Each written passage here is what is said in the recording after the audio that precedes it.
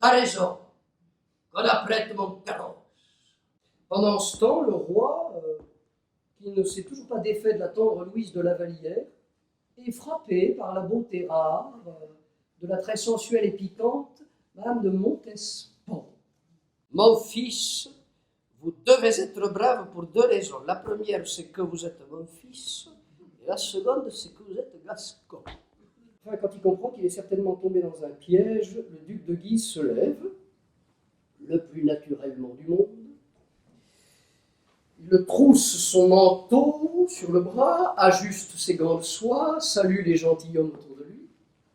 Son carrosse l'attend, une lourde voiture à rideaux de cuir qu'on a relevé à cause de la chaleur. Le ciel est tout bleu maintenant. La Montespan triomphe avec un éclat sans voile. Elle est méchante, a beaucoup d'humeur, une hauteur en tout, dont personne n'est exempt, pas même le roi. Les courtisans évitent de passer sous ses fenêtres, ils disent que c'est passé par les armes. Je vous ai fait apprendre à manier l'épée, vous avez un jarret de fer, vous avez un poignet d'acier, battez-vous à tout propos. Battez-vous d'autant que les duels sont interdits et que par conséquent, il y a 2 fois du courage à se battre. L'un des 45 lui saisit le bras et lui enfonce sa dague dans le poitrail. Tous les poignards se lèvent aussitôt. Mes amis, frappé de tous côtés, il se débat comme un diable. Seulement, son grand manteau l'empêche de dégainer son épée. Des arbres du quai de Seine montent un parfum de printemps. Le carrosse royal s'engage vers le Châtelet et puis emprunte l'étroite rue de la Ferronnerie. Mais là, une charrette de paille encombre la chaussée. Monsieur de Montespan se rend à Versailles en un carrosse drapé de noir dont il a fait orner les panneaux de vastes cornes. Ah! Il parvient à jeter à terre 4 de ses adversaires et puis rejoint l'autre extrémité de la chambre avant de s'écrouler du haut de ses 2 mètres. Tu vois?